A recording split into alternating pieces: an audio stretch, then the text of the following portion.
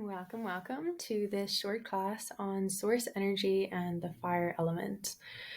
We are going to be bringing together the external world and the internal world quite a bit in this short class to understand how you can bring more of this energy into your life and what that means.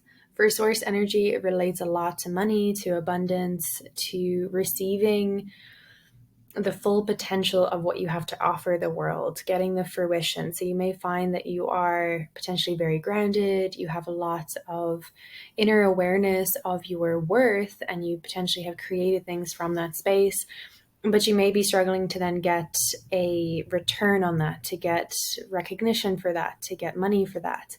And this is a great presentation for that. So bringing some things together, moving a bit deeper into the fire element. I love to share these classes on here, so do check the other classes out if this interests you. My name is Sofia, and I'm the director of Elemental Empress Medicine. I share about how the elements, fire, air, earth, and water, reveal the truth to you about your life, your body, yourself, tuning back into this ancient wisdom to connect with this as a language. Because as we use English, we use different languages, it does sometimes limit our thought spaces and our potential for understanding things, our potential for thriving. So by having this alternative lens, it opens up a lot of potential, a lot of different avenues that you may not have seen beforehand. All right, so let's dive right in. We have tapping into source. So you have the keys to the bank account of the universe. The first thing that speaking about in this class, just like the awareness that you have that, sometimes there's a couple steps to actually achieving that or actually channeling that energy, but just even sinking into the awareness first and foremost, like you have access to it, you have the keys, and the universe is very beautiful in a way that if you have an awareness of that, and then you ask, well, how do I go about this? How do I transform this energy? How do I connect to source more in my meditations, etc.? And the lessons will come, the guides will come, like classes like this will come, people will come, guides, coaches, things like that. So opening up and knowing that, breathing that in as truth. And source energy is connected with the sun energy and the fire element. So we're going from the sky down, we're working with the crown chakra, the throat and the heart chakra, the third eye, and down into the solar plexus. So we're working with the upper parts of the body, how to breathe energy into the body. So it does come back to the breath. It comes back to, the fiery motivation, your passions in life. And when we master that drawing down of source and the bringing up of earth, that's when we start to materialize, manifest things, create things in life that are truly magical. Becoming that inner alchemist, understanding the alchemy around you as well is what comes forth from this. It is related to the father wound. So just to bring in another dimension there, we have fire, we have the sun, so the internal and external dynamic that's going on with that element. And we're going to link that into the father wound. So the father is represented of fire because fire is masculine energy. So we relate the father to the sun, to fire. That's all masculine energy. So when we struggle to receive from source, we struggle with source energy, solar plexus issues in the stomach, headaches, problems within the mind space, within the head space as well. This points towards a father wound. So we can go a bit deeper when we have this understanding. The level of acceptance that we have of source energy relates to what we learned from our fathers. And so this comes in as, there is an abundance, there is more than enough for everyone. But with that, from our fathers, we can learn that maybe that we're only worthy of so much, that we can only have so much. And that's kind of all we're going to get in life. And of course, they teach us as best they can. And that is just from what they have learned as children. So they learn that they can have this much, that's what they're worthy of. And then they teach that to us.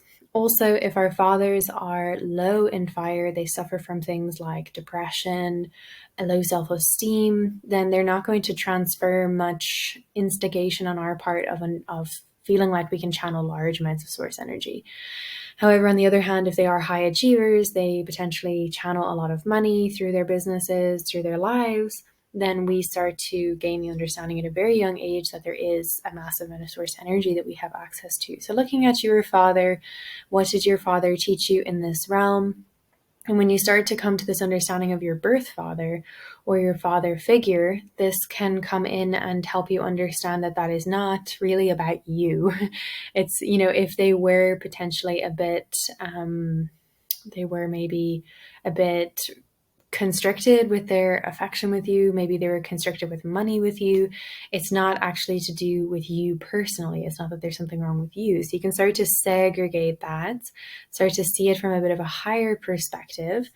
And from there, we make another transition where there is a spiritual transition that unfolds from connecting with the birth father for support to connecting with the sun energy.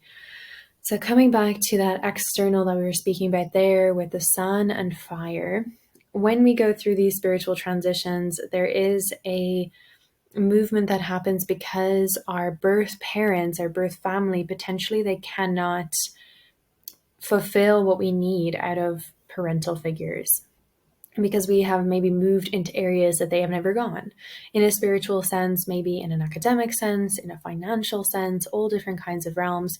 So then we need to look for something else, in a sense, to look up to receive energy from. And it's very helpful. It's an option to work with the sun energy as the father and to work with the earth energy as the mother. And so sometimes within sessions with people, I really see that, especially for women, there can be a lot of emotional holding, like holding on to water within the body, which can be edema, it can be intestinal issues, digestive issues, things like that. And there's a holding on to this energy because there's a belief that the mother cannot take that energy, because their birth mothers, literally, if they gave them all their tears and all their trauma, all the things that they were emotionally feeling, they wouldn't be able to handle it. It would overwhelm them. So they keep it to themselves. And so when we start to believe that the earth, the physical earth, is our mother, because that's where we receive our food, all the materials for our clothes, all the materials for our homes, etc., like everything, then we can see, okay, well, she also has a huge capacity to take pain, to take trauma. If we cry onto the earth, it's not going to be, a big flood. It's going to take that water and it's going to just nourish other things in the cycle.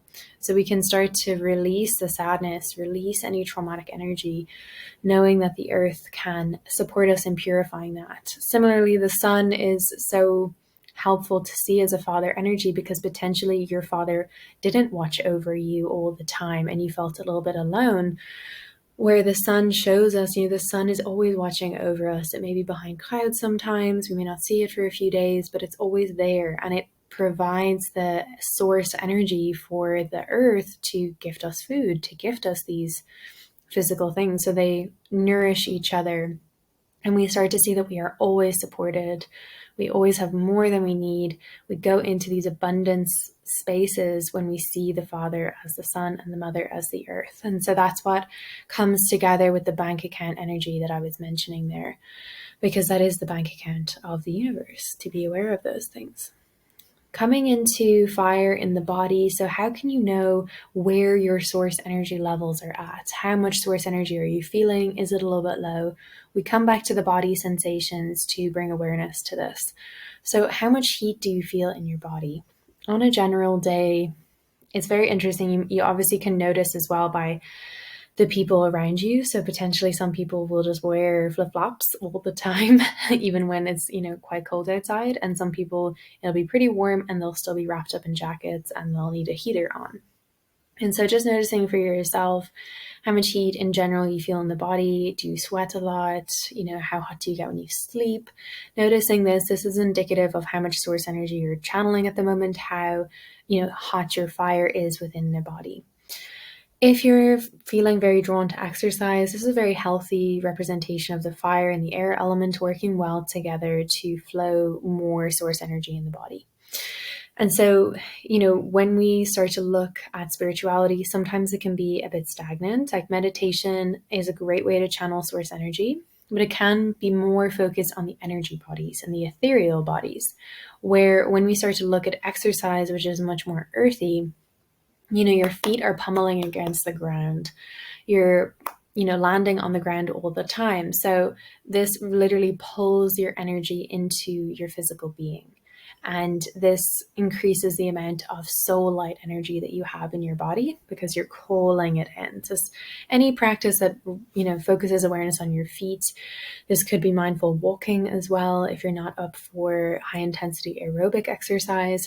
But if you're feeling like, yes, I would like more source energy in my life, I would like more heat in my body, starting to get the body moving, get the muscles working, because that is where your nervous system can only channel so much. But when you have fit, muscles in the body, you can harness your, basically increasing your reservoirs of energy in the body. So it's easier for your body to regulate temperature and to increase its heat. If you don't have much muscles, you don't have much body fat or weight on you, then any heat that is produced in the body will quickly effervesce. And it's a very interesting connection. I mean, I won't go too deeply into it because it's a bit off topic for this presentation, but there is a mirroring there of how much physical mass people have on their bodies. If it is, weight gain, it's like undefined mass. It tends to be weight that they're holding from the past. If it's defined muscular mass, it tends to be that those people are very good at manifesting in the physical realm because they've created these muscles, which is a creation of physical mass in the physical realm in a very basic way. And so that mirrors in their external reality that they're good at creating things. They may be good at building their business, good with money. And, people like actors and actresses that are very fit, like they're very wealthy, they're channeling a lot of energy and they're able to manage that because of their physical space. And the people that aren't very fit tend to struggle more and have more issues because they're maybe channeling a lot of energy, but it's very disorganized, which causes a lot of stress. So checking in, what level of fire do you feel within, and noticing potentially ways that you could decrease your fire by bringing in some water, some more calm energy, or increase your fire through some more exercise and things like that. With the elemental world, we go into this sun connection that I was mentioning. Looking at the way the sun provides us with abundance is a reflection of how source energy flows. This is a beautiful way to come back to the simplicity of elemental medicine, of medicine in general. If you are looking to purify your body, lying in the sun really cleanses your blood. It increases your happiness. It's just such a simple way to feel abundant because it doesn't cost anything to just be able to sit and enjoy the sunlight. And that's where we remember that we're just like plants, like we enjoy that. We do need some, rain. We need some like water to cleanse us. We need the sun to heat us up. So coming back to those simple things, and we start to also see when we look at the sun and the earth, that balance there for abundance, we start to see that it's not all about money as well. We start to come to the awareness, because people can be sitting looking at their bank account like, oh my goodness, I don't have enough.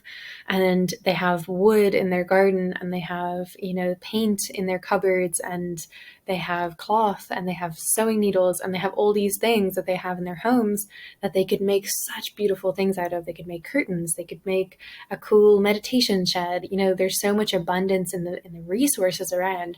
But if we stay in the mindset that it's all about euros, dollars, pounds, wherever you are, we lose this scope of understanding that we can literally create abundance by just planting seeds, growing food. And when we make these shifts to see abundance in this way, that's where true abundance reveals itself. Because if you're going to look to money to reveal it to its totality, it's going to be quite a narrow viewpoint of what the potential of it is for you. Connecting in with the sensations in the body. Are you feeling these sensations? As I was briefly mentioning there with the fire in the body, you can notice. It's a great way to scope. So noticing when you do certain things, what happens to the heat in your body. If you go and meet a certain person and you notice that your sensations in the body get very cold, potentially your arms and hands get cold, your legs get cold, and your core body stays warm, this is a sense that when you're meeting that person, you're in that situation, you're kind of going more into survival mode. You're going to preserve the heat in the body. You don't feel like reaching out with your passions to that person. Versus maybe when you have a conversation or you do public speaking, something like this, and your body heats up a lot. You may even get a bit flushed in your face. Maybe you're excited about an idea that you have and you meet someone, a guide, a coach, an investor, something like that, and you feel that heat increase in your body. So this is a great way, just like very simply, heat sensations rising in your body, cold sensations rising in your body. If you're starting to question, okay, where is the universe guiding me? Where is the most source energy for me? Where is the most abundance? Follow the things that literally heat you up. So if it's heating you up, it means your soul is excited. You're like joyful about what it is and where you're going with it. So follow those things that literally bring you joy. They heat you up. They make you feel very warm and nice inside. You know, when you have a conversation with a really great friend that your soul tribe, your soul resonates with, and you feel like cozy afterwards, you feel like really heard and seen and nourished by that conversation. So just like the same sensations when we have a really nice meal, we feel very warm in the stomach, and that's that nourishing, and it's from the earth. It's kind of that earthy sensation of groundedness as well. So noticing your sensations when you're going to work, you know, how you feel throughout your work day. Potentially it ebbs and flows. There's some parts of your work you like, some parts you don't. And taking note, you can write that down to yourself, even just for 7 days or 30 days, noting to yourself how your sensations reveal to you how connected you are to source energy when you're doing different things, and allowing that to guide you a little bit more with your decisions. How can you open your channels more to source energy? And it's an interesting one because it may seem like just more fire because of course fire is your source, and like spending time in the sunlight. With that, you know, fire is in need of grounding. So if we think about it like the nervous system, it gets very frazzled when we're ungrounded. And we can see this when we burn out, is when the literal like coating of our skin, like our skin starts to get really dry, our boundaries are very poor. We feel like literally burnt out, like the brain starts to feel like a bit of a circuit board that's been fried. Like, you know, when people say like, my brain is so fried. And so when we look at it like that as an electricity circuit, that we're channeling source energy, especially if you're working in the healing arts with Reiki, energy healing, you may be increasing your capacity to channel more source energy, which is awesome, super helpful for lots of different practices. With that, making sure that if you're going to be an electrical conduit in that sense and increase your voltage, you want to put your feet on the earth so that that electricity, that energy has somewhere to go. So feet on the earth is really helpful. Water in the body is really helpful. Eating, and so what that translates to, not just obviously putting your feet on the earth is a basic solution, but also in your foods that you choose. So when you eat, you know, fats, it can be animal fats, plant-based fats. They literally are like the myelin sheath around the nervous system, which insulate the nervous system and allow it to perform better. So you may find that if you just increase your fire, you increase the amount of source energy you channel, you just start to get more and more like frazzled and sometimes anxious. That's just a sign that there is more fats, more grounding needed, more water needed, more of the other elements to balance out. So making sure that you are balanced as you continue to open your channels more and more, and doing it at a slow pace. Sometimes with spirituality and meditation, things like that, people are like, oh, I just want to open up completely. I want to receive so much more. And there is reason for the amount of source energy, the amount of money, abundance that has been available to you at this time, because you have to almost climatize to each level of, you know, channeling that you are doing.